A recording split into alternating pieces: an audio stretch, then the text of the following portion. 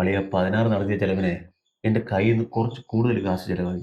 അതുകൊണ്ട് പന്തലിന്റെ പൈസ ഞാൻ കൊടുത്തേക്കാം. സദ്യയുടെ പൈസ അളിയ നിന്നെ കൊടുക്കും.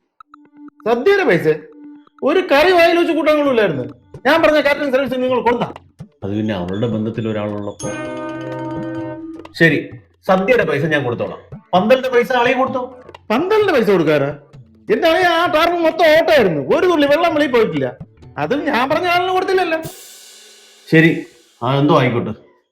അളിയ നമുക്ക് അസ്ഥി വർക്കലയിൽ എടുക്കണമെന്നാണ് അവളുടെ ആഗ്രഹം. വർക്കലയാ? നമുക്ക് രാമേശ്വരത്ത് പോവാളിയാ. അതാകുമ്പോ ഒരു പ്ലഷർ ട്രിപ്പും ആവും. അപ്പൊ ചെലവാരും നോക്കും അളിയ. ഞാനാ മാമ അങ്ങോട്ട് തിരുവല്ലത്ത് കൊടുക്കാം. അതാ വലിയ ചെലവ് വരും. ഇങ്ങനെ കിടന്ന് വഴക്കുകൾ കൂടാതെ പിള്ളേരെ കാശിയിൽ ഒഴുകണമെന്നായിരുന്നു അങ്ങേരെ ആഗ്രഹം. Yes, fantastic trip. അത് ഫിക്സ്. ലോൺ എടുക്കേണ്ടി വരും. അമ്മൂമ്മ, നമുക്ക് അപ്പൂപ്പന്റെ അസ്ഥി വണ്ടർലയിൽ ഒഴിക്കാലോ? എടാ, നമുക്ക് കൊച്ചു പറഞ്ഞ സ്ഥലം കൊള്ളാമെങ്കിൽ അവിടെ ഒഴുക്കാടാ.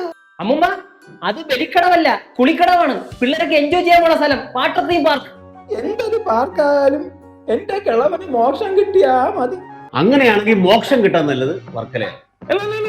മോക്ഷം കിട്ടാൻ നല്ലത് രാമേശ്വരമാണ്. എന്റെ രാമേശ്വര. അളിയ വർക്കല. രാമേശ്വരം. അളിയ ഒരുമാതിരി തന്തയില്ലാത്തരം പറയരുത്. വർക്കല മതി. തന്ത തുടങ്ങിനാണ്. രാമേശ്വരം മതി. വർക്കല മതി. രാമേശ്വരം വർക്കല മതി. രാമേശ്വരം വർക്കല. രാമേശ്വരം വർക്കല. രാമേശ്വരം. അങ്ങ് നിർത്തോ.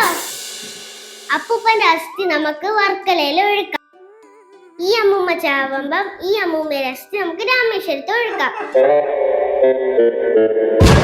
ఆరింటికోసారి 7 పావు తక్కువ 10 సారి